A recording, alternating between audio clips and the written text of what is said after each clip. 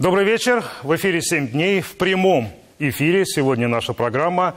Мы подводим предварительные итоги выборов, состоявшихся сегодня. Впрочем, то, что они состоялись, нам еще только предстоит выяснить. Ну а в эти минуты Казань озаряет салют. Завершился большой концерт на стадионе «Казань-Арена». Мы напомним, что концерт начался сегодня в 2 часа дня и длился он 6 часов. Его зрителями смогли стать все те, кто проголосовал на избирательных участках и получил специальный браслет. Звездами концерта стали российские исполнители. Это группы «Ночные снайперы» и группа «Любэ». Только мы с конем по полю идем. Только мы с конем по полю идем. Только мы с конем по полю идем. Будет добрый год хлебороб. Было всяко пройдет. Ой, золотая рожь, ой, кудрявый лед, ой, Итак, видели с вами большой концерт, который продолжается сейчас на Казань-Арене. Вскоре там будет салют. Наверное, вскоре мы с вами все-таки его увидим. Итак, в России сегодня единый день голосования. Выборы разного уровня состоялись практически по всей стране. Сегодня прошло около 6 тысяч избирательных кампаний и референдумов в 85 регионов. Россияне избрали глав 16 регионов, 4 депутатов Госдумы, мэров 3 городов и парламенты 13 субъектов. В Татарстане жители выбирали депутатов Госсовета Республики, а в ряде округов прошли и до выборы в представительные органы муниципалитетов. По Татарстану работали 2811 участков, только в Казани около 500 из них. Буквально час назад в едином информационном центре республики завершилась последняя на сегодня пресс-конференция. Итоги явки озвучил председатель ЦИК Мидхат Шагиахметов. На 18 часов в Татарстане, в нашей республике, проголосовали 1 708 563 избирателя, что составляет 58,1% от числа избирателей, которые были внесены в список на момент начала голосования. Предвыборная кампания нашей республики прошла организованно и спокойно. Вы сами были участниками этого процесса с момента объявления избирательной кампании нашей республики по выборам депутатов Государственного совета, процедуры регистрации, процедуры выдвижения кандидатов, агитационной кампании. Вы все были свидетелями избирательных действий. Тем не менее, сегодня в день голосования в сети распространялись информационные вбросы, фейки, непроверенная информация. Все сообщения Центральной избирательной комиссии Республики Татарстан и территориальными избирательными комиссиями нашей республики тщательно проверяются, им дается правовая оценка. В период избирательной кампании мы призывали участников процесса вести честную предвыборную борьбу, демонстрировать перед избирателем высокую политическую культуру. Однако, к сожалению, некоторые представители политических партий и объединений опираются скорее на эмоции, а не на факты. Избирательные участки у нас закрылись 20 часов. Сейчас начинается подсчет голосов. К следующей нашей с вами встрече, к утру, у нас уже будут предварительные результаты. Итак, еще раз о явке. Традиционно высокую явку показывают сегодня сельские районы. Так, по данным ЦИК Татарстана, на 10 часов утра явка по Татарстану превысила 14%. Для сравнения, в прошлом году на выборах президента России явка на 10 утра в Татарстане была около 16%. Как видим, активность в этом году достаточно высокая. На 12 часов явка почти 30%, на 15 часов 45%, на 18 часов 58%. Есть, конечно, и передовики, вы их видите. Это Кайбецкий район, Апастовский район и Отнинский районы. 92% избирателей пришли на выборы. Впрочем, мы обязаны упомянуть сегодня еще кое о чем. И вот только что мы слышали об этом, упоминала и председатель ЦИК. По традиции выборы не обходятся без инцидентов. И причем весьма надуманных инцидентов. Днем по сети интернет прокатилась волна сообщений о якобы зарегистрированных вбросах на избирательных участках. Как положено, с видео и даже со звуком. Сообщения подобного рода расходятся по сети со скоростью света молниеносно, и ложь, как известно, может обижать полмира, пока правда надевает башмаки. Так что же это было? В этом разбирался Тимур Бекмурзин. У меня сегодня очень трудный, насыщенный день, и я не успел проголосовать на своем избирательном участке. Оказывается, это не проблема, если есть паспорт. Я проголосую здесь, на этом избирательном участке. Это возможно. Исполнить свой гражданский долг всегда возможно, было бы желание. Что важно, нужно указать причину, почему не удается проголосовать по месту регистрации. А далее все по стандартной процедуре. Паспорт, роспись, получение бюллетеней, голосование. Участок номер 291 в Казани неожиданно оказался в центре скандала. Наблюдатели утверждают, что здесь была зафиксирована попытка вброса. Мы на месте разговариваем с одним из наблюдателей. Когда он входил, у него куртка была застегнута, и она выпирала сильно. Как вы определили, что сразу несколько бюллетеней? Это по какому? По звуку. То есть был сильный грохот, который не соответствует малому количеству бумаги. И тем более он закинул не в ту урну, где прорезь 0,5 миллиметров.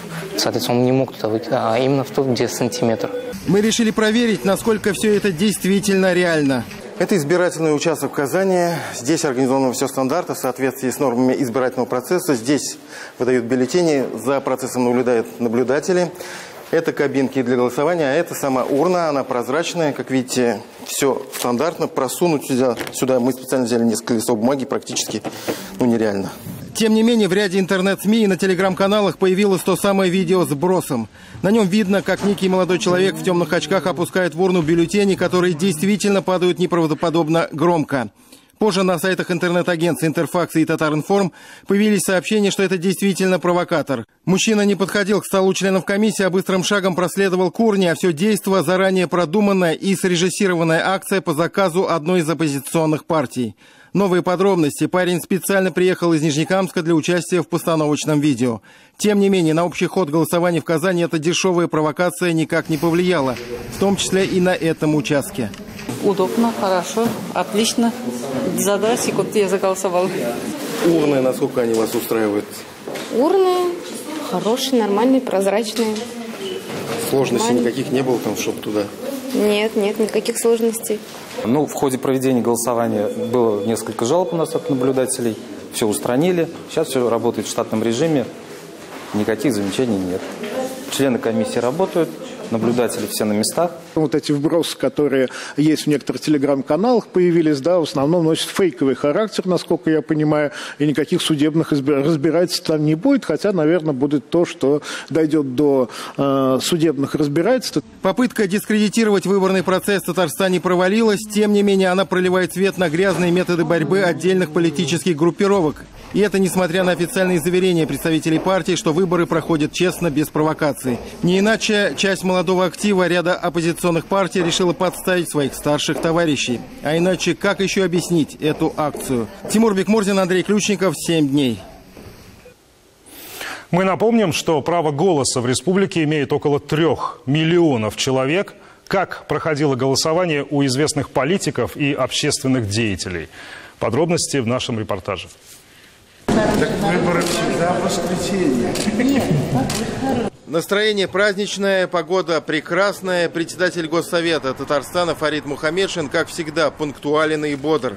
Ровно в 9:00 вместе с супругой Луизой Акрамовной он прибыл на свой участок, чтобы исполнить гражданский долг. Руководитель татарстанского парламента голосует на участке в Казанском лицее номер 116.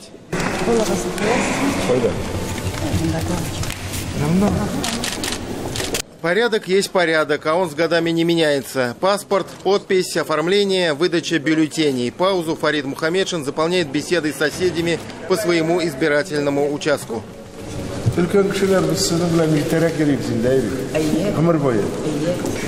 Жийлеу киймекчилигин сизне кеттим келгенне. Айрым вопрос бар, кулай күтүп турам дейт. В кабинке для голосования Чита Мухаммедшиных пробыла пару минут. Свои бюллетени опустили в одну урну.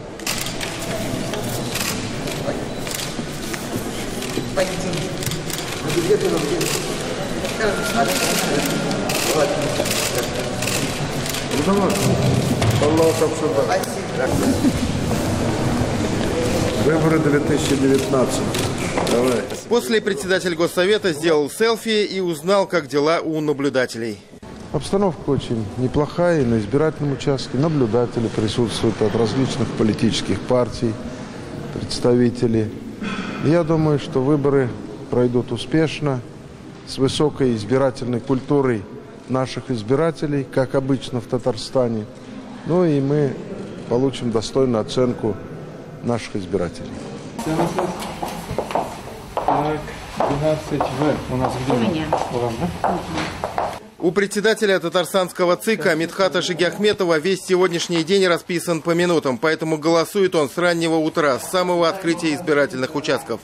Для Мидхата Равкатовича 61-й участок на Назарбаева уже, можно сказать, родной. Здесь он голосует с 99-го года. И все наши участки, они действительно такого формата. Мы очень серьезную работу проводили. Мы объезжали, смотрели, создавали соответствующие условия, смотрели, где нужно было поправить. Поэтому и здесь созданы все условия, и на всех наших 2811 участках условия созданы. Здесь свои голоса должны отдать 1677 избирателей. Часть по прописке, часть мобильные избиратели. Они получают по 2 бюллетеня. Один с партийным списком, другой с одномандатниками. Это очень большая ответственность, потому что каждый голос важен. И я думаю, здесь важна честность. На мой взгляд, почему голосовать надо уважение делать. Уважение. Мы же отдельно не живем где-то, правильно? На острове. А все должны вместе. Здесь же они могли оставить и пожелания по будущему своих дворов, заполнив анкету для новой республиканской программы «Наш двор». Муфтий Татарстана Камиль Хазрат Самигуллин голосует в Приволжском районе на участке, расположенном в школе номер 88 в Казани. Настроение также приподнятое, атмосфера на участках праздничная, и это чувствуется, делится впечатлениями муфтий. Дай Аллах, чтобы сегодняшние выборы обернулись для нашей республики и для всей мусульманской уммы благоденствием, новыми возможностями для развития и процветанием, говорит Камиль Хазрат. Мы должны нести ответственность за своих руководителей в том числе. Мы их можем выбирать. Всевышний дал нам такую возможность, и ею надо обязательно воспользоваться. Голосуем с удовольствием, мы делаем свой выбор и надеемся, что и в дальнейшем в Татарстане будет, и сейчас много вкладывается в дело культуры, и в дальнейшем будет вкладываться также. Мне очень хочется, чтобы наш Госсовет отстаивал права нашей республики, нашего татарстанского народа. Я за суверенитет Татарстана. Не вырезайте мои слова эти. Чтобы нашим детям было хорошо, нашим внукам, чтобы было хорошо. Ну и за спокойствие в стране. В стране за спокойствие и во всем мире, естественно. Протоиерей Алексей Чубаков проголосовал на своем участке. Как отметил священнослужитель, отдать свой голос на выборах – долг каждого. Гражданская позиция, активная гражданская позиция – это очень важно, потому что если мы хотим жить в достойной стране, чтобы нам было отрадно и радостно за свою отчизну, мы должны быть активными. Главный федеральный инспектор по республике Татарстан Ринат Тимирзянов проголосовал на участке номер 64, расположенном в гимназии номер 96 в Казани. Я начинал еще в студенческие годы голосовать. С тех пор ни по каким причинам или поводам пропусков выборов не было. Поэтому участвую на всех, и как региональных, так и центральных.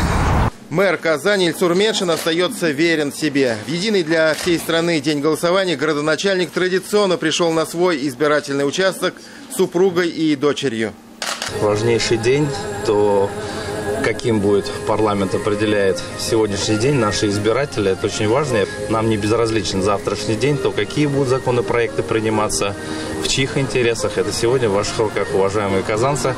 С самого утра жители поселка Петровский, где находится этот избирательный участок, активно идут на выборы. Настроение у всех бодрое. Тимур Бекмурзин, 7 дней.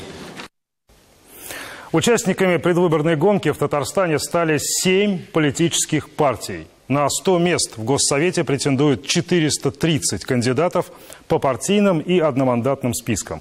50 мест будут распределены по партийным спискам от «Единой России», ЛДПР, КПРФ, «Справедливой России», «Коммунистов России», Российской партии пенсионеров за социальную справедливость и партии Роста. Остальные 50 среди одномандатников. Одними из первых сегодня на избирательные участки пришли голосовать и лидеры региональных отделений политических партий. Елена Горбунчикова о том, как это было. Доброе утро, здравствуйте. Из региональных лидеров партий, баллотирующихся в татарстанский парламент, Олег Коробченко оказался первым, кто пришел проголосовать на свой избирательный участок. Лидер татарстанского отделения партии «Роста» в 25-ю школу Набережных Челнов пришел с букетом цветов. День голосования совпал с днем рождения директора школы, в которой учился Олег Коробченко. Настроение боевое, погода радует. После выборов едем за грибами. Настроение у нас всегда хорошее. Хафиз Миргалимов – еще один татарстанский политический лидер, который 8 сентября решил проголосовать в Автограде. Здесь он избирается по одномандатному округу. Но отдать свой голос избирателя коммунист планировал ближе к вечеру, уже после общения с казанскими журналистами. То есть, я так понимаю, Хафиз Гаевич, вы воспользовались услугой «Мобильный избиратель»? Конечно. А почему нет? Надо же попробовать, что это такое и как она работает. Старую добрую традицию ходить на выборы всей семьей поддержал Альфред Валиев. Кандидат от «Коммунистов России» пришел на избирательный участок 144-й Казанской школы вместе с супругой, дочерью и внуком. Еще одна дочь в этот день не смогла проголосовать вместе с отцом. 8 сентября она работала в избирательной комиссии на другом участке. Обязательно за стабильность. Основное за стабильность, чтобы дальше также Татарстан наш процветал. Вот за это я голосовал. Вместе с супругом на выборы пришла и лидер татарстанских эсеров Рушинья Бельгильдеева. Голосовать она решила по месту прописки в микрорайоне Теплоконтроль. К тому же эсер школу номер 114 считает родной. Здесь на протяжении 5 лет она проработала замдиректора по воспитательной работе. Волнительно. Здесь первые оценки, первые учителя, друзья, одноклассники. И потом школа когда-то была одной из лучших по воспитательной работе в Республике Татарстан. В сопровождении супруги на избирательный участок в поселке Дербышки пришел лидер татарстанских либералов Марсель Габдрахманов. Как отметил кандидат в депутаты, голосовать исключительно в своем микрорайоне – его принципиальная позиция. В приподнятом настроении на избирательном участке в 10-й Казанской гимназии голосовал Виктор Смирнов. Кандидат от пенсионеров не скрывал, за кого он отдал свой голос избирателя. Потому что это было бы очень полезно для того, чтобы мы получили возможность, миллион пенсионеров Татарстана, благодаря нашей поддержке, получили бы свой голос в законодательном органе Республики Татарстан. После того, как все политические лидеры проголосовали, они поспешили в свои штабы, чтобы пристально следить за ходом голосования. Елена Горбунчикова, Андрей Мохов, 7 дней. Сегодня на каждом избирательном участке республики работали представители корпуса наблюдателей за чистые выборы, наблюдатели Общественной палаты, а также наблюдатели от кандидатов. Ситуацию на местах и ход избирательной кампании в целом контролировали по всей республике почти 18 тысяч человек. Для них были созданы все условия для работы. Согласно закону, наблюдателем может стать любой гражданин России, обладающий активным избирательным правом. Это одновременно и контролер, и свидетель. В Татарстане на протяжении всего дня работал и открытый штаб наблюдателей Общественной палаты республики, куда граждане также могли обратиться со своими претензиями и предложениями. Вот сегодня с утра было несколько уже звонков. И люди спрашивали, в частности, где им проголосовать, первый вопрос. Второй вопрос был даже очень интересный, то есть житель Татарстана, женщина задала вопрос, имеет ли она право голосовать с иностранным паспортом. Но ей был дан ответ, что только при наличии российского паспорта. От меня, как от наблюдателя, замечаний нет. Проходит все тихо, спокойно. Народ набирается. Чтобы процесс выборов прошел чисто, прозрачно и на глазах у людей у всех, что все проходит честно. О работе наблюдателей и ходе единого дня голосования в Татарстане сегодня много говорили, в том числе и федеральные эксперты. Пресс-конференции проходили в едином информационном центре. Я предлагаю послушать. Мы, как и в прошлые разы, на выборах президента России, как я уже сказал, направили почти 3000 наших наблюдателей, которые были выдвинуты общественными организациями, которые не являлись ангажированными той или иной политической силой или того или иного кандидата. Это принципиально важно. Впервые был образован открытый штаб наблюдателей. Это достаточно новое и неожиданное было решение. И инициатором были и общественные палаты, общественные организации, политологи, эксперты.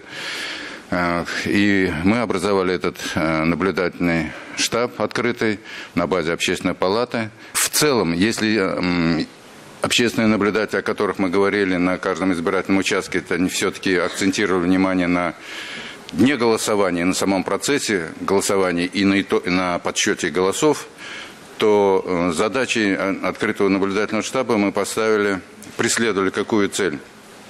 Посмотреть на основных этапах избирательного процесса, все ли соответствует избирательному законодательству, избирательному кодексу Республики Татарстан. То, что мы видели на избирательных участках, меня порадовало, что везде, где мы были, был фактически полный набор наблюдателей, да, от всех основных парламентских партий, «Единая Россия», КПРФ, «Справедливая Россия» и ЛДПР везде присутствовали.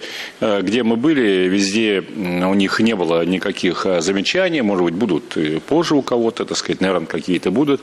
Значит, в целом, насколько я понимаю, голосование идет в спокойном режиме, и у граждан Республики Татарстан есть полная возможность выразить свою гражданскую политическую позицию и выбрать тот состав Государственного Совета, который они считают нужным и необходимым. Мне тоже, с своей стороны, могу сказать, тоже нравится активное подключение электронных систем. Да. Здесь Татарстан традиционно обгоняет многие другие страны, многие другие регионы России и, кстати, многие другие страны тоже. Поэтому здесь на вас очень многие равняются, так что вы имеете в виду, многие регионы смотрят на вас как на своеобразного лидера. Первое, на что на себя, конечно, обращает внимание, это спокойная обстановка. Вот у меня разрывается телефон, мы, в общем, комментируем выборы по разным регионам, поэтому у меня картинка есть от Сахалина и до южных областей России. И здесь, конечно, очень высокая организация, во-первых. Во-вторых, совершенно другое отношение избирателей, иначе скажу почему. И все очень организовано с точки зрения понятности, то есть хорошая навигация. В целом, тот характер возможных нарушений, которые мы наблюдали и которые мониторили, мы можем сказать, что да, они имели место быть, но в целом мы действительно можем назвать эти выборы честными, чистыми и легитимными. И вот мне сообщают, что к этому часу мы получили еще один комментарий. Вот что сказал о выборах представитель общероссийского общественного движения «Корпуса наблюдателей за чистые выборы» по Республике Татарстан Тимур Кокоха. На самом деле наблюдатели отработали достаточно успешно. Более 14 часов наши наблюдатели до сих пор находятся на избирательном участке. Сейчас идет процедура подсчета голосов. Наши наблюдатели фиксировали предполагаемые нарушения, предоставляли оперативно нам всю информацию. Мы проверяли на соответствие. Ну и кроме того, мы смотрели те нарушения, предполагаемые, опять-таки говорю, да, которые размещались в средствах массовой информации, в сети интернет и в различных социальных сетях. Например, говорилось о том, что, например, на избирательном участке не опломбированы урны, да, в частности. Мы смотрели, связывались с нашими наблюдателями, выяснилось, что урны опломбированы. То есть фото-видеоматериал, который имеется, он размещен у нас в социальных сетях. Корпус наблюдателей за чистые выборы. То есть каждый житель республики может посмотреть весь этот материал. Мы продолжим подводить итоги этого дня после рекламы буквально через пару минут.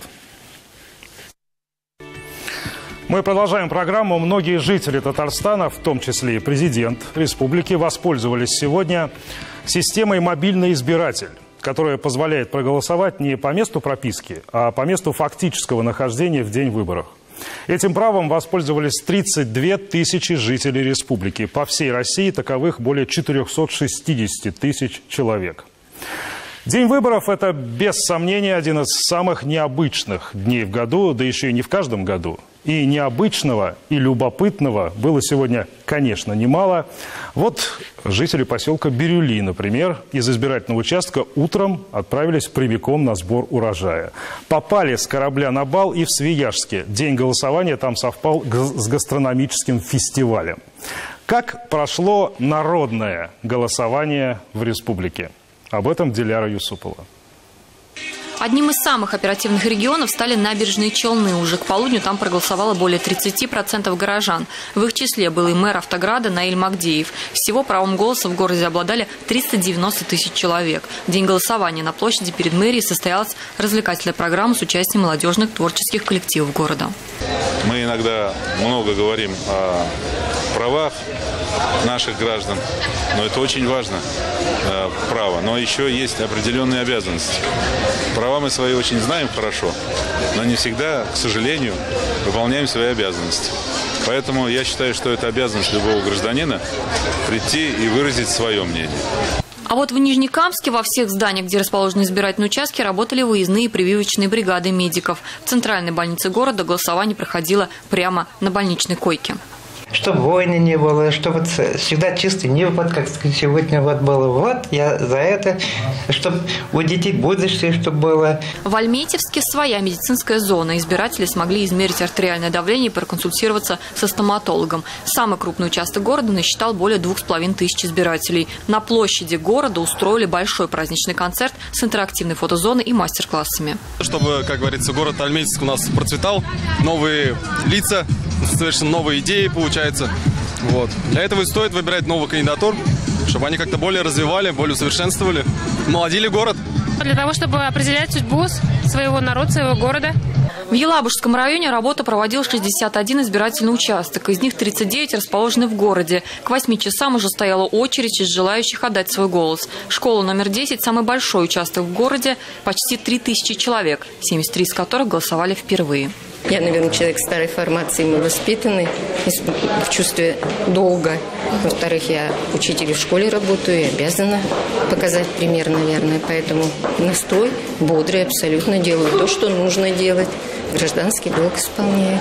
Впервые сегодня голосует и самый молодой город России. В Иннополисе, наконец, открылся свой избирательный участок. До этого жителям города приходилось ездить в соседнюю деревню Верхнеуслонского района. Проголосовали 3 улицы. В городе проживает 3000 человек. Сегодня в небо запустился воздушный шар как символ новой страницы в истории города. Здесь голосую первый раз, да, поэтому специально, вот видите, взял вчера открепительное удостоверение.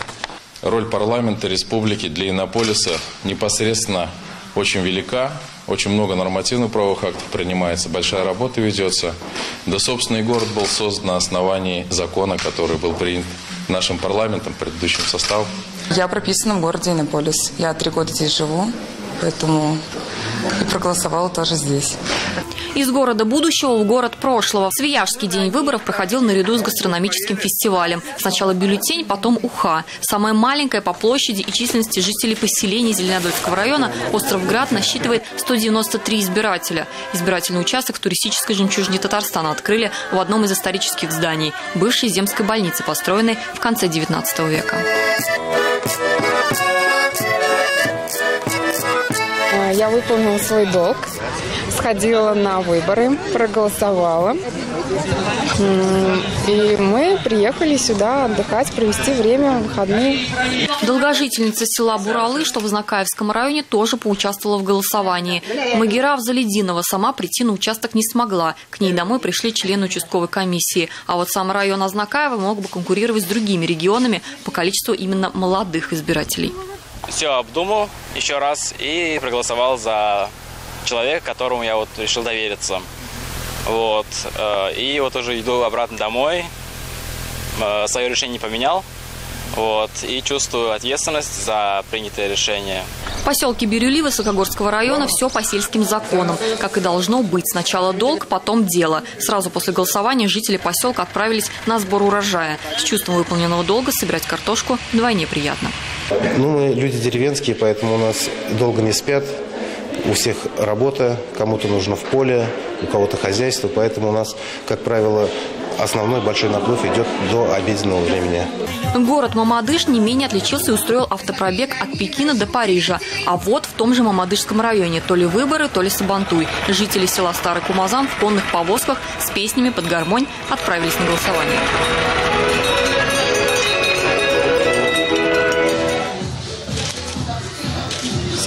Вот пойду сам на свой концерт. Все встречаемся около Казани-арены в 17:00. Будем петь песни.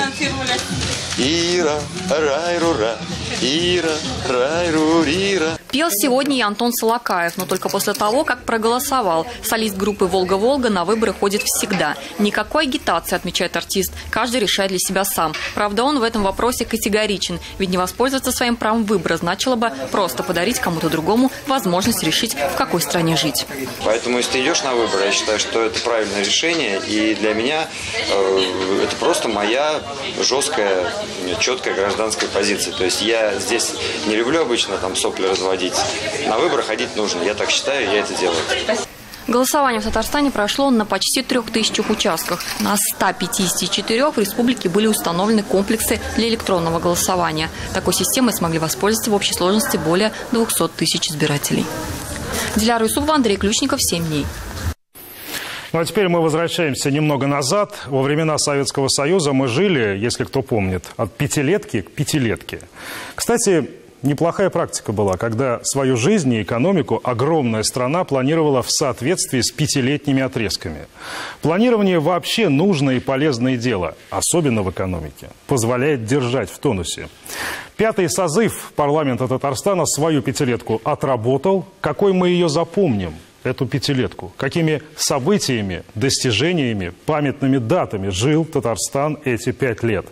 Небольшой обзор на эту тему подготовил Тимур Бекмурзин.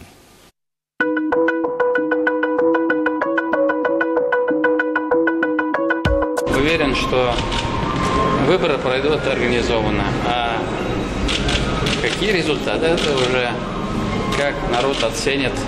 Тогда, ровно 5 лет назад, избиратели Татарстана дали высокую оценку действующей власти. Успех правящей партии на выборах в республиканский парламент был безоговорочным. Более 84% голосов за «Единую Россию», у ближайшего конкурента КПРФ немногим более 5%. Процветание Татарстану и то, что выбор был правильный.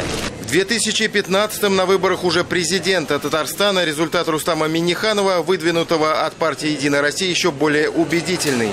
Более 94% поддержки татарстанцев. Избиратели голосовали за стабильный политический курс в Татарстане, достижения в экономике и за социальные программы, те, что не просто на бумаге, а реально работают. От имени Центральной избирательной комиссии мы вас от души поздравляем с убедительной победой на выборах президента Республики Татарстан. Голосов в копилку действующего руководителя региона добавили и личные качества Минниханова. Его заряженность на успех, настойчивость, невероятная работоспособность. На выборах уже в Госдуму России в 2016-м такого бонуса у партии власти не было. Люди голосовали не за личные качества кандидатов, а за сами партии. Тем не менее, результат показал, что кредит доверия к власти далеко не исчерпан.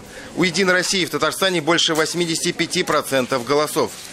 Стабильно высокий результат на выборах и у Владимира Путина в Татарстане. В марте 2018-го действующий президент России набрал почти 83% голосов избирателей. Татарстанцы проголосовали за стабильность и динамичное развитие в будущем, олицетворением которых является нынешний президент страны. Мы все за сильную Россию, за сильный Татарстан. И вы вместе с нами проголосовали за наше будущее. Так уж повелось в России. Именно Татарстан часто является инициатором многих перспективных начинаний, которые затем реализуются в масштабах всей страны. Достаточно назвать программы газификации, ликвидации ветхого жилья, социальной ипотеки, которые подхватили многие ведущие регионы России, в том числе и Москва. Каждый визит в Татарстан руководства страны, а их было немало за последние 5 лет, в чем-то знаковый.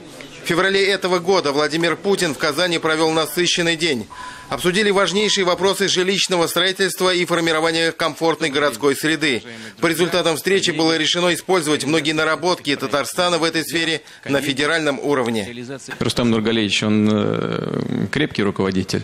И в числе субъектов федерации с хорошими показателями развития Татарстан одно из первых мест занимает. Я помню, приезжал сюда, когда мы начали заниматься расселением трущоб в Казани. И заходили в один из этих домов, землянка практически. Какая огромная работа проведена Казанью и Татарстаном за предыдущие годы. А это уже стало хорошей традицией запускать новый завод с легкой руки Владимира Путина. В 2019-м президент России дал старт производству бензинов в Нижнекамске. Спасибо.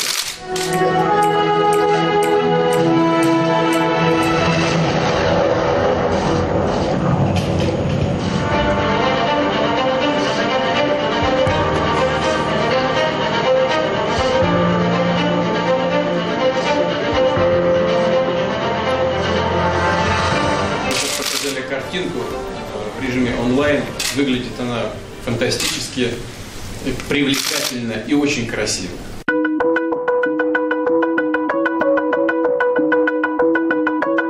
В экономике пятилетка для Татарстана запомнилась яркими открытиями. Как не вспомнить торжественный пуск города Иннополис в 2015 году. Очередная многообещающая заявка Татарстана на лидерство, на этот раз в сфере информационных технологий. Младшему брату Иннополису есть с кого брать пример. Например, со своей старшей сестры Алабуги. Особая экономическая зона демонстрирует лучшие темпы развития в стране среди всех подобных зон промышленного типа. А весь Камский кластер становится не просто точкой, а локомотивом для ускоренного роста, причем в масштабах всей страны. Особая роль в этом процессе отводится Нижнекамску, городу, который в 2016 году отметил 50-летие. Следом за ним такой же юбилей отпраздновал и Нижнекамск нефтехим. Главное градообразующее предприятие. 50 лет только в этом году и КАМАЗу, еще одному ключевому предприятию Закамской зоны. Важнейшим инфраструктурным открытием в эту пятилетку стал запуск федеральной трассы М7 в 2018 году. Все эти события четко укладываются в общую стратегию 2030, которую в Татарстане приняли в 2015. В республике сделана ставка на опережающее развитие инфраструктуры, большую транспортную доступность, ускоренный рост человеческого капитала. Нефтехимия и информационные технологии – основные драйверы роста экономики. В национальном рейтинге инвестиционного климата Татарстан стабильно в тройке лидеров. В этом году республика на втором месте после Москвы. А в 2015, 2016, 2017 годах Татарстан возглавлял рейтинг. Татарстан сегодня признанный такой донор, наставник, практик, в том числе и для других регионов Российской Федерации. Татарстан всегда входит в первую тройку регионов-лидеров и остается в этой тройке долгие годы. Вот такое постоянство самое главное. Причем работа идет в самых разных отраслях. Опыт Татарстана в разных областях можно тиражировать, не только в системе подготовки кадров, хотя она очень имеет, во-первых, хорошую традицию, историю, и она охватывает все новейшие области в том числе. Но здесь вообще системный подход ко всему.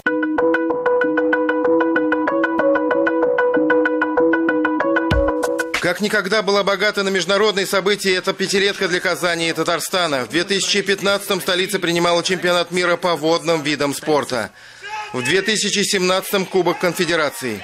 Все мы запомним великолепный, яркий, красочный чемпионат мира по футболу в 2018-м.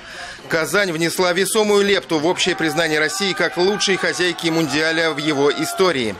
Ну и самые свежие воспоминания связаны с чемпионатом по профессиональному мастерству WorldSkills в 2019-м. Грандиозное мероприятие. Казань – блестящий, энергично развивающийся город с древней историей и молодой. Эта пятилетка для Казани стала прорывной по ряду направлений. Все удивительным образом сошлось. И череда международных чемпионатов, и прорыв в туристической сфере. Столица торжественно приняла у себя 3-миллионного туриста. Успехи Казани в формировании комфортной городской среды и общественных пространств теперь отмечают и на федеральном уровне. Это образец комфортной городской среды. Это образец, который сегодня, в общем-то, надо, чтобы все им пользовались. И здесь обучались наши архитекторы других субъектов Российской Федерации. Поистине историческим событием в этом году стало завершение комплексного проекта по возрождению острова града Свияжский древнего Болгара. Работу под кураторством первого президента Татарстана, государственного советника Ментимера Шаймиева в республике ведут с 2010 года. За это время прогресс и результаты колоссальные. И это заметно и нам здесь, в Татарстане, и в Москве. Делая эти дела, сами меняемся к лучшему. Такой мы увидели эту пятилетку в Татарстане. Впереди новые высоты и новые горизонты. Тимур Бекмурдин, 7 дней. Ну а теперь о том, чем запомнится нам эта предвыборная кампания, как боролись за голоса избирателей кандидата и какие современные технологии применяли. Отметим, что эта гонка была совсем не скучной. Одни партии занимались чисткой своих рядов, другие в судах добивались снятия с дистанции своих оппонентов. В историю республики эта предвыборная кампания войдет и как одна из самых творческих, так как активно использовались для агитации социальные сети и видеохостинги. А количество предвыборных роликов для интернет-аудитории и вовсе зашкаливало. С анализом предвыборной кампании Елена Горбунчикова. Я довольный треугольник, идеальный кандидат. Ролик с поющим эчпечмаком, призывающим татарстанцев идти на выборы. Чем не доказательство того, что нынешняя предвыборная кампания в татарстанский парламент не была скучной процедурой, как обычно принято считать региональные выборы. На выборы.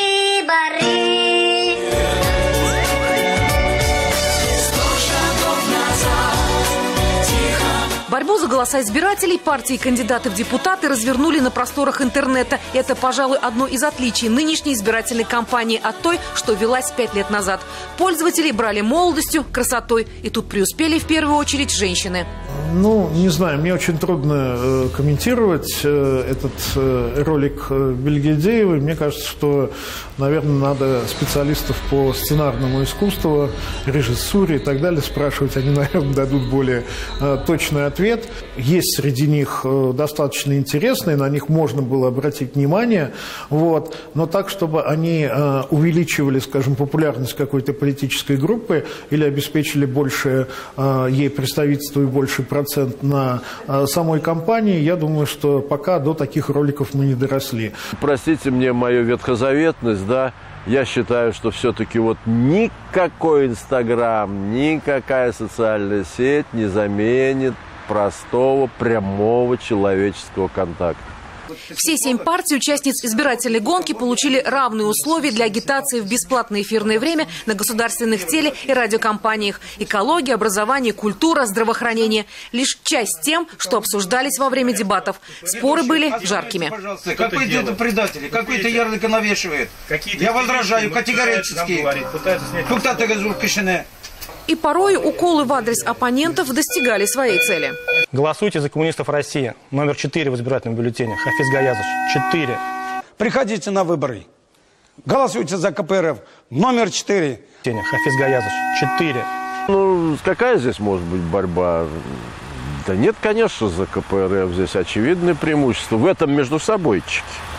А вот что будет в борьбе с представителями других партий, у меня такое ощущение, что даже те, кто много лет за них голосовал, некоторые из тех, кто много лет за них голосовал, уже не будут голосовать за КПРФ. И это, кстати сказать, да, пока применительно к Татарстану дает больше шансов единороссам.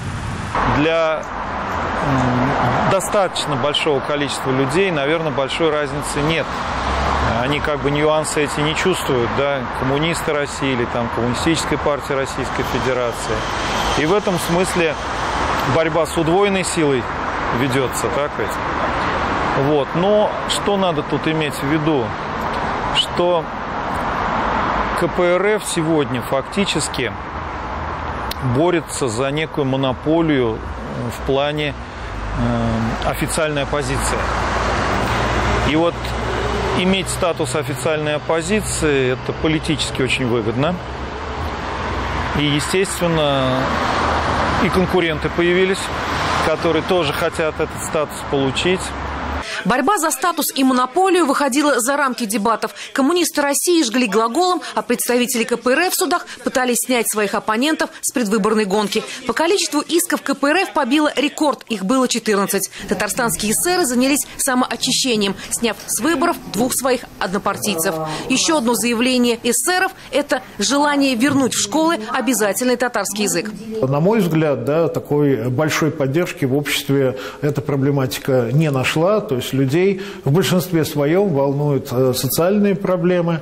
Вот, но уже языковая проблема, она идет здесь на втором плане. Вот, по всей видимости, большинство людей понимает, что сегодня вот эту вот проблему развития, да, национальных языков, в данном случае татарского языка нашей республики, можно решать в рамках существующего федерального законодательства. Кандидаты от «Единой России» вышли в народ сразу с несколькими проектами. Самый широкомасштабный из них «Наш двор» в итоге перерос в республиканскую программу, в рамках которой в течение 3 лет на реконструкции более 9 тысяч дворов будет потрачено 50 миллиардов рублей. Мне представляется, что «Единая Россия» отработала, в общем-то, достаточно неплохо вот свою стратегию избирательной кампании. Мы видели, что был активно раскручен вот этот вот проект «Наш двор». Вот, он получил финансовую поддержку и политическую поддержку от президента.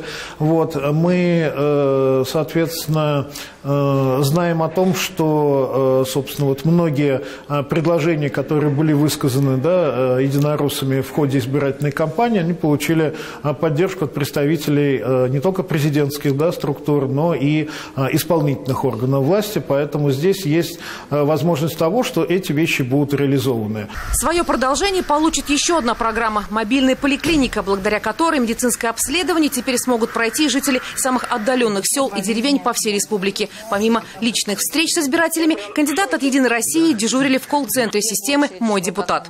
Действующая в Татарстане команда, она достаточно эффективна.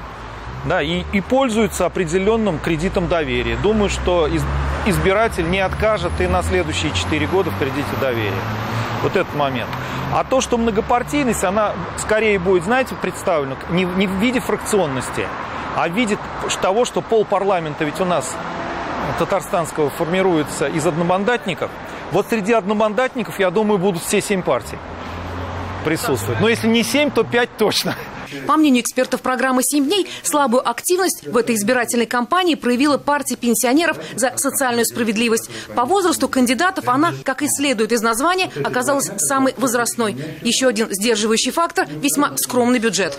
Боюсь соврать, по-моему, где-то около 40 тысяч человек на каждых выборах в США представляются эльфами и голосуют в качестве эльфов. Ну ничего, тут от этого избирательной системы не падаешь. Ну у нас партия пенсионеров.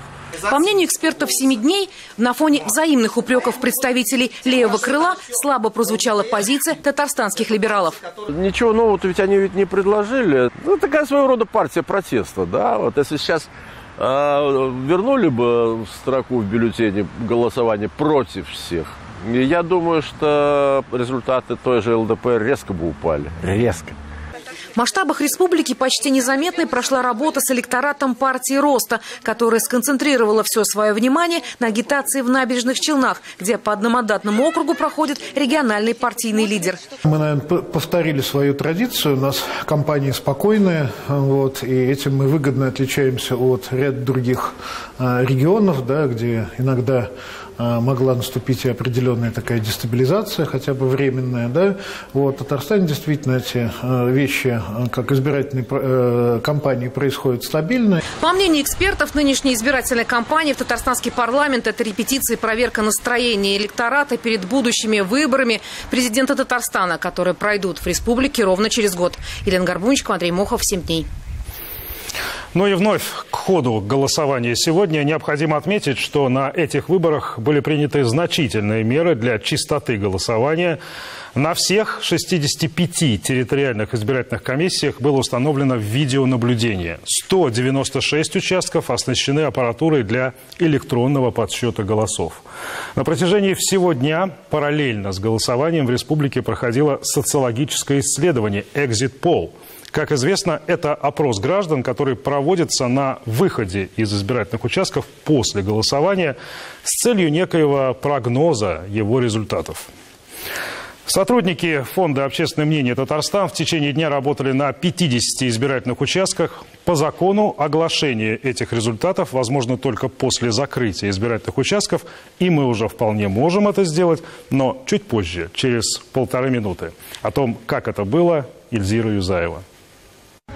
Опрашивать граждан после голосования – это общеизвестная, общемировая практика, которая в России начала применяться сравнительно недавно. Наверное, поэтому и не нашлось подходящего слова, и эту процедуру называют на западный манер экзит-полом. Так что же такое экзит-пол? Если взять в более широком смысле, то ведь человечеству всегда хочется хоть немного, но заглянуть в будущее и узнать, хоть и предварительные итоги происходящего, если речь тем более идет о выборах. И все же все эти социологические опросы, они имеют значительные или же незначительные погрешности. Ведь никто не знает наверняка, насколько откровенно вам ответил человек. Насколько откровенно вы отвечали на вопросы? Откровенно, так проголосовал, так и сказал. Так и сказали? Да. То есть не стали скрывать? Нет. Ну, вас вообще не смущает вот эта форма опроса? Ну нет, это всегда, по-моему, после выборов проводится, чтобы там предварительные были результаты. Я бы не ответила. Не ответили? Почему? Не хочу. Нет. Нет? Почему? А зачем? Нет, я ответила, как голосовала, так бы и ответила. И все же статистика, говорят, вещь упрямая. Погрешность экзит-пола, по данным статистики в ЦИОМ, как правило, составляет чуть больше 2%. Потому принято считать, что социологический опрос населения на выходе, то есть после голосования, отражает картину очень и очень близкую к реальности. Избирателям задавали всего один вопрос: за кого был отдан голос? Эта информация конфиденциальная и анонимная. Но в России экзит-пол – это не просто сухое анкетирование, это в первую очередь общение, по которому уже можно судить о характере избирательной кампании. На эти выборы очень с хорошим настроением. Даже вот я наблюдала, люди с детьми приходят, и даже танцы, вот музыка очень такая душевная. Все как-то радуются, что... Результаты голосования почти 3 миллионов избирателей будут обработаны только к утру понедельника. Оперативный же прогноз от Фонда «Общественное мнение Татарстан», который проводил на 50 участках анкетирования, будет известен уже после того, как избирательные участки будут закрыты для подсчета голосов. Ильзира Юзаева и Роман Безменов. 7 дней. Итак, теперь, возможно, самая любопытная информация на эту минуту. В 9 часов вечера были озвучены данные экзит-пола. Результаты на пресс-конференции в информационном центре сообщил Андрей Тузиков, политолог Казанского национального исследовательского технологического университета. Вот что он сказал. Примерно 9 тысяч человек было опрошено, что достаточно с точки зрения статистической значимости. Значит, «Единая Россия» по отзывам проголосовавших набирает где-то 69,9% голосов. На втором месте Коммунистическая партия Российской Федерации 12,7%. На третьем месте Либерально-демократическая партия 4,7%. Далее следует «Справедливая Россия» 4,3%. Затем идут «Коммунисты России» 3,8%. Ну и Российская партия пенсионеров, партия роста набирают, соответственно, там 2,5 и 2,1% голосов. Итак, напомню, это опрос граждан, который проводился на выходе из избирательных участков после голосования. Это не предсказание, это прогноз. Впрочем, достаточно точный. Какую оценку проведению выборов дают федеральные эксперты? Мы связались сегодня с Михаилом Виноградовым, это политолог, президент фонда «Петербургская политика». Связались с ним буквально на ходу, на его пути с участка на участок. Наверное, был не самый запоминающийся по России единый день голосования, хотя, возможно, сюрпризов оно остается. Мы видим весьма внимательное отношение к подсчету выборов в Москве, в Санкт-Петербурге, возможно, в Вологодской области. В Хабаровский край, конечно же, будет очень заметен. И, возможно, кампания в Хабаровском крае по выборам в региональный парламент будет более заметна в сравнении с выборами в Татарстане, в силу того, что там будут более неожиданные результаты. Но при этом в Татарстане выборы проходят достаточно спокойно, без какого-то зацементирования ситуации и попытки спрятать весь негатив с спорами, с дискуссиями, но при этом сохранение управляемости политическим процессом, без мощного всплеска политизации, которая охватывала недавно Москву и ряд других городов, тот же Хабаровск. И думаю, что мы не увидим каких-то патологически подозрительно высоких результатов ни по явке, ни по подсчету голосов, но это будут вполне симметричные того политической реальности, которая в республике сложилась, итоги голосования. Сегодня параллельно с выборами депутатов Госсовета проходило еще одно волеизъявление народа в городах республики, да и не только в городах, всего 18 населенных пунктов проходило то, что официально называется массовое анкетирование жителей многоквартирных домов. Речь о республиканской программе благоустройства дворов. Звучит простенько, но фактически это тектонические изменения нашей среды проживания. На сегодня известно, что благоустроен будет 8861 двор. Общая площадь этих территорий – это 68 миллионов квадратных метров. Программа рассчитана на 3 года, она стартует уже в следующем году. Известно также, что будет потрачено порядка 50 миллиардов рублей. Эту сумму даже сложно с чем-то сравнивать. Но это 3 Казань-Арена, к примеру. Или это вдвое больше, чем бюджет Казани. Так вот, в каждый из этих дворов придут сначала не деньги, придут сначала архитекторы, проектировщики. В каждый. А сегодня мы имеем возможность небольшой разведки боем, когда людям, приходящим на избирательные участки, предлагали опросный лист, где каждый мог выбрать то, что ему по душе. Выбор непростой, но вместе с тем и не такой уж и сложный. Выбрать, например, детскую площадку в первую очередь или ремонт дорог во дворе. И отличие от голосования в том, что не обязательно выбирать что-то одно. И можно проголосовать сразу за несколько вариантов, просто расставив их в порядке приоритетности. Как это было в одном из дворов Казани, расскажем сейчас.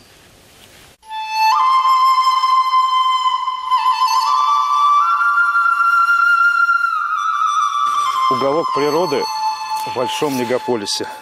Мы с вами, прошу прощения, в городе Казани. Это поселок Новое Рокчуно, улица Минусинская. Вот это все, что мы видим, один из многих дворов, которые будут реконструированы в ближайшие 3 года, так, как захотят жители. Чего захотят жители, мы здесь, в общем-то, видим на каждом шагу. Например, вот это. Конечно, жители наверняка захотят это как-то отремонтировать. Но остальное, все эти мелочи для уюта, они всем нам известны. Все вот эти заграждения, все эти попытки сделать какое-то, отвоевать какое-то личное пространство для себя. Можете посмотреть вниз и понять, чего еще могут захотеть здесь жители. Потому что мы здесь видим? Видим мы здесь сплошные колдобины. Вот какие-то такие вот еще одни мелочи для уюта, которые, по-моему, даже уже, наверное, паутина не используется. Ну и вот он, собственно, двор. Что видим во дворе? Во дворе видим хрестоматию, что называется. Здесь тоже старый совершенно асфальт, абсолютно убитые дороги, машины, которые, как всегда, некуда ставить. О, это мы скоро сюда подойдем. Посмотрим пока туда. Потому что здесь мы видим... Ну, во-первых, мы видим освещение. Оно существует в этом дворе. Сейчас мы узнаем, работает ли оно. Это, конечно, большой еще вопрос. Ну и вот это так называемая детская площадка, она действительно так называемая.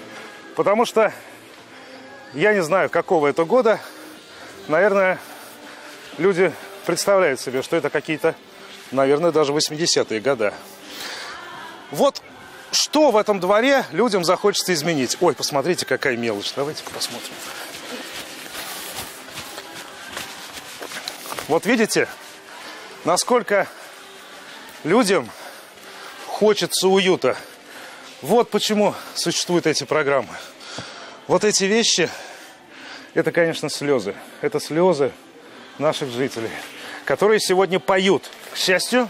И поэтому мы имеем возможность спросить их, что бы они хотели здесь изменить. Мы понимаем, что изменить можно многое, но придется выбирать. Например, жители не могут решать, делать ли им здесь освещение или нет, потому что это входит в обязательную программу, а вот все остальное это произвольное. И сейчас мы узнаем, что бы им хотелось сделать. Наверняка вот что-то подобное, правда? Здесь сегодня проходит праздник двора. Люди собрались для того, чтобы... вот и анкетирование. Да, можно дать на секундочку? Это у вас вот, да. Анкетки такие. Определите важность видов благоустройства. Вы сегодня определяетесь или вы как-то просто празднуете что-то? Определяемся и празднуем. Определяетесь с чем? Какое-то есть общее мнение во дворе, что, например, вот хочется в первую очередь? Мы, жители по улице Минусинской, хотели бы выразить огромную благодарность нашему президенту Рустему Нургалевичу Минниханову за такую колоссальную программу по благоустройству наших дворов. Покажите, что сегодня тут у вас происходит.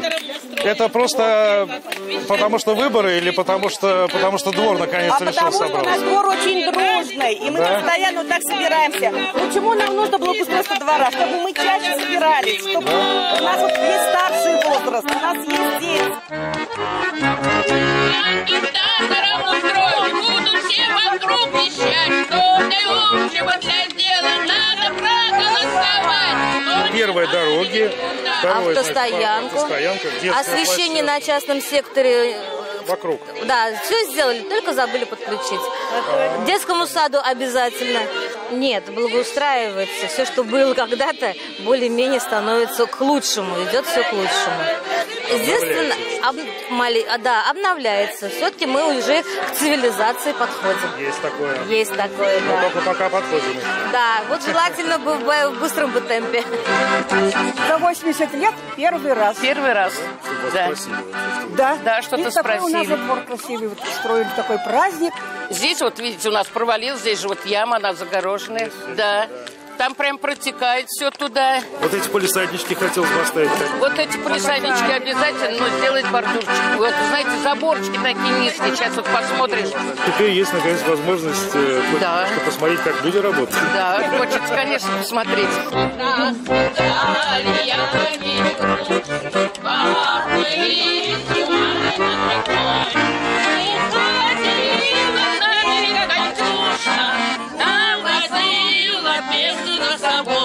Правда, что чем больше вот людей голосует, тем быстрее в ваш двор техника приходит? Наверное. Конечно, конечно, да. Ну, по любому вопросу, чем больше обращаются с жалобами, быстрее приходят, так же и тут. Камень? Да. Так что вот. Так что ваша Минусинская скоро Плюсинская станет. Вот и хорошо, дай бог, конечно. Да. Удачи вам на выборах. Ага, спасибо большое. Постараемся. Пели уже? Спасибо. Но не ради депутата я затеял разговор, а чтоб вышли в обновленном стал вдруг наш любимый двор.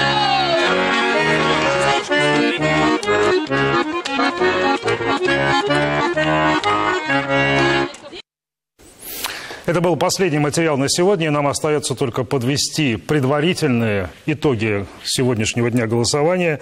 Я напомню, явка по последним данным по состоянию на 6 часов составляет более 58%. Что касается экзит-пола, это данные опросов на выходах из избирательных участков. «Единая Россия» первое место 69,9%, КПРФ 12,7%, ЛДПР третье место 4,7% и «Справедливая Россия» 4,3%. Это четверка лидеров. Ну а теперь мы все-таки посмотрим на салют, который, конечно же, состоялся все-таки сегодня и который увенчал собой этот сложный, непростой, но такой интересный и такой необычный день. Давайте насладимся этим зрелищем. Я же с вами прощаюсь. Всего вам самого доброго и до встречи.